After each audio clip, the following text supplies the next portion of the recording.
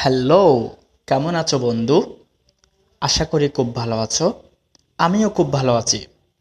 আজ আমি এমন একটি বিষয়ে আলোচনা করব যেটি বর্তমান সময়ে খুব বেশি জনপ্রিয়, বিশেষ করে ইয়াং জেনারেশন, অর্থাৎ যারা এখনও তরুণ কিংবা যারা অনলাইন এক্সপার্ট, যারা চায় সুন্দর একটি পদ্ধতিতে ইনকাম করবে, তাদের মাঝে খুব বেশি জনপ্রিয় একটি মাধ্যম হচ্ছে ফরেন এক্সচেঞ্জ। ফরেন এক্সচেঞ্জ আসলে কি? তার সংক্ষিপ্ত রূপ হচ্ছে এফএক্স অথবা ফরেক্স। FOREX। যদি আমরা ফরেক্স সম্পর্কে জানতে চাই তাহলে সবচেয়ে ভালো হয় গুগল মামার কাছে যাওয়া। যদি আমরা গুগলে গিয়ে লিখে দিই FOREX, তাহলে বিস্তারিত আমরা জানতে পারবো। তারপরেও আমি এই ছোটো ভিডিওতে অল্প কিছু আলোচনা করার চেষ্টা করব। আজকে আমি আলোচনা করব ফরেক্স কি, কি ট্রেড করা হয়, ফরেক্স মার্কেট বেসিক, পিপস এবং পিপেটিস, লট অথবা volume, time frame, spread, stop loss এবং টেক প্রফিট। আসলে এই অল্প ছোটো এই ভিডিওতে এত লম্বা আলোচনা করা সম্ভব হয়তো হবে না, তারপরও চেষ্টা করব যতটুকু পারি করার। তাহলে শুরু করি। ফরেক্স কি এ বিষয়ে একটু আলোচনা করি। ফরেক্স হচ্ছে বৈদেশিক মুদ্রা ক্রয় বিক্রয়ের একটি মাধ্যম। অর্থাৎ আমরা জানি প্রত্যেকটা দেশের একটা একটা কারেন্সি আছে। যেমন ধরুন আমেরিকার কারেন্সির কোড হচ্ছে USD, অর্থাৎ ইউনাইটেড স্টেট ডলার। অনুরূপভাবে বাংলাদেশেরও কারেন্সি কোড আছে, সেই কারেন্সি কোড হচ্ছে BDT, অর্থাৎ বাংলাদেশ টাকা। এখন একটা দেশের কারেন্সি দিয়ে আরেকটা দেশের কারেন্সিকে যখন আমরা এক্সচেঞ্জ করব, বিনিময় করব, এই বিনিময় করাটাকেই বলা হয় ফরেন এক্সচেঞ্জ, সংক্ষেপে বলা হয় ফরেক্স। আচ্ছা, তাহলে ফরেক্স সম্পর্কে হালকা একটা আইডিয়া হয়তো আপনি পেয়েছেন। এরপর আসুন কিভাবে ফরেক্স মার্কেট থেকে আয় করা সম্ভব। ফরেক্স মার্কেট থেকে আয় করার অনেক সুন্দর সুন্দর মাধ্যম রয়েছে। বিশেষ করে বলা যায় ফরেক্স মার্কেট থেকে আয় করা সম্ভব এই জন্যে, যেহেতু প্রত্যেকটা দেশের কারেন্সি বা মুদ্রাগুলো প্রতিনিয়ত আপডেট হয়, অর্থাৎ সেগুলো পরিবর্তনশীল। সেগুলো কীভাবে পরিবর্তন হয়? সেগুলো পরিবর্তন হয় এভাবে, যখন কোনো একটা দেশের অর্থনৈতিক অবস্থা, সামাজিক অবস্থা কিংবা রাজনৈতিক অবস্থা যখন স্থিতিশীল থাকে, তখন কিন্তু সেই দেশের কারেন্সি, সেই দেশের মুদ্রা খুব ভ্যালুয়েবল হয় এবং সেগুলো দিন দিন তারা আপগ্রেড হতে থাকে। আর যখন অনুরূপভাবে আরেকটি দেশ, তাদের রাজনৈতিক অবস্থা ভালো নয়, তাদের সামাজিক অবস্থা ভালো নয় কিংবা তাদের অর্থনীতিতে তারা খুব বেশি ভালো নয়, তখন সেই কারেন্সি বা সেই মুদ্রা ডাউন হতে থাকে। এখন আমি যখন কোনো একটি দেশের কারেন্সি বা মুদ্রা ক্রয় করে রাখবো, যখন সেটা ভালো করবে তখন আমি সেগুলোকে বিক্রি করব কিংবা কিনবো। এই বেচা কেনার মাধ্যমে কিন্তু খুব ভালো মানের একটা প্রফিট করা যায়। আর এভাবে কিন্তু ফরেন এক্সচেঞ্জ মার্কেটটা পরিচালিত হয়। ফরেক্স ট্রেড করার সুবিধা।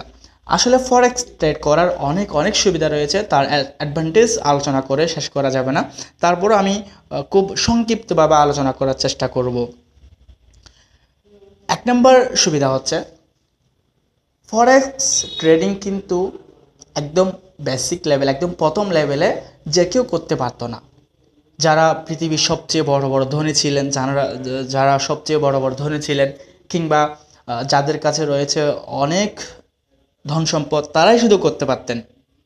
কিন্তু এখন পৃথিবীর যে কোনো প্রান্ত থেকে যে কোনো ব্যক্তি খুব সহজে মাত্র $1 বিনিময়ে হলেও ট্রেড করতে পারবে। তাহলে এটা অবশ্যই অনেক বড় সুযোগ, এটা আমাদের সবার জন্য অনেক বড় সুযোগ। আচ্ছা, ফরেক্স মার্কেটের আরও অনেক বড় বড় সুবিধা রয়েছে। যেমন ফরেক্স মার্কেটের পরিধি এত বড় যে যেটা আসলে কেউ ম্যানিপুলেট করতে পারে না।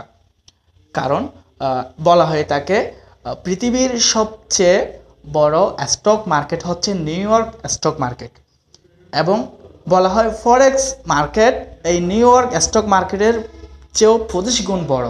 তাহলে আবার চিন্তা করে দেখুন সেটা কত বড় হতে পারে। এবং আমরা সবাই জানি, যারা ফরেক্স মার্কেটে ইনভলভ আছি, আমরা সবাই জানি এই ফরেক্স মার্কেটে কিন্তু প্রতিদিন $5 trillion trillion dollar daily transaction হয়। কত বড় অ্যামাউন্ট কল্পনা করা যায়? এটা কিন্তু সত্য নিউজ। এটা আপনি গুগল মামাকে যদি গিয়ে চার্জ করেন তাহলে বুঝতে পারবেন আসলে ফরেক্স মার্কেটের পজিশন কোন পর্যায়ে আছে, এটা কিভাবে দিন দিন জনপ্রিয় হচ্ছে মানুষের মাঝে। আচ্ছা, ফরেক্স মার্কেটের আরও অনেক ভালো ভালো সুবিধা আছে। যেমন আপনি এটা চাইলে আপনি যে কোনো জায়গায় বসে সবসময় করতে পারবেন। শুধু আপনার প্রয়োজন একটি ল্যাপটপ অথবা একটি স্মার্টফোন এবং ইন্টারনেট কানেকশন। আর এখানে রয়েছে আপনার লিভারেজ নেওয়া অর্থাৎ লোন নেওয়ার সুযোগ সুবিধা। এরপর আপনি চাইলে স্ক্যাল্পিং করতে পারবেন, খুব অল্প সময়ের জন্য ট্রেড ওপেন করে ভালো মানের প্রফিট করতে পারবেন। এরপরে এখানে আরও অনেক ভালো ভালো সুবিধা রয়েছে। আর এটা সপ্তাহে 5 দিন অর্থাৎ শনি এবং রোববার বন্ধ থাকে, অর্থাৎ যে কয়দিন ইন্টারন্যাশনালভাবে ব্যাঙ্কগুলো বন্ধ থাকে সেই 2 দিন এই ফরেক্স মার্কেট বন্ধ থাকবে। আর বাকি 5 দিন আপনি চাইলে ট্রেড করতে পারবেন, 24 ঘন্টা আপনি ট্রেড করতে পারবেন। আর আপনি যখন একজন সফল ট্রেডার হবেন তাহলে তো বিভিন্ন দেশের বড় বড় কোম্পানিগুলো, কর্পোরেট কোম্পানিগুলো আপনাকে হায়ার করবে তাদের ট্রেডগুলো ম্যানেজ করার জন্য। আপনি তাদের অ্যাকাউন্ট ম্যানেজার হিসেবে কাজ করতে পারবেন। এইভাবে অসংখ্য অসংখ্য সুযোগ রয়েছে, অপরচুনিটি রয়েছে আপনার ফরেক্স মার্কেটে ইনভলভ হয়ে ভালো কিছু করার।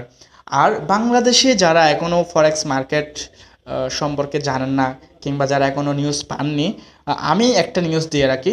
আগামী 5 বছর অর্থাৎ ধরুন 2020 সাল কিংবা 2021 সালের দিকে যখন বাংলাদেশে অ্যাভেলেবেল ডেটা মানুষ ইউজ করবে, মানুষের হাতে হাতে স্মার্টফোন হবে, সবাই যখন ইজিলি ডেটা কানেকশন পাবে, তখন কিন্তু ফরেক্স মার্কেটটা এত বেশি জনপ্রিয় হবে যে আমার মনে হয় এমন কোনো ফ্যামিলি থাকবে না, এমন কোনো ফ্যামিলিতে এমন কোনো ছেলে থাকবে না যে ফরেক্স মার্কেটে ইনভলভ হচ্ছে না।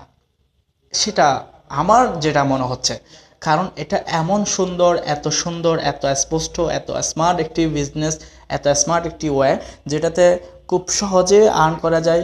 এবং এখানে একটু টেকনিক্যালি বিষয়গুলো শিখতে হয়, আসলে খুব বেশি কষ্টও না আবার এত বেশি ইজিও না, একটু ধৈর্য সহকারে শিখতে হবে।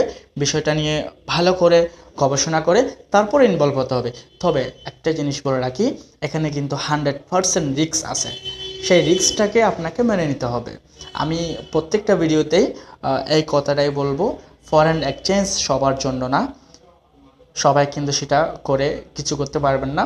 করতে পারবেন যাদের হার্ট খুব বেশি নরম নয়, যারা যে কোনো সময় যে কোনো পরিস্থিতি মোকাবেলা করতে পারেন। অর্থাৎ আপনি এখানে যদি $100 ইনভেস্ট করেন, যদি সেটা আপনার হারিয়ে যায়, তাহলে সেই হারিয়ে যাওয়াটা আপনার মেনে নিতে হবে, সেটা মেনে নেওয়ার যোগ্যতা আপনার থাকতে হবে। তাহলে আপনি ফরেক্স মার্কেটে টিকে থাকতে পারবেন, না হয় পারবেন না। ওকে, তাহলে আল্লাহ হাফেজ, ভালো থাকবেন সবাই। আসসালামু আলাইকুম ওয়া রাহমাতুল্লাহি ওয়া বারাকাতুহু।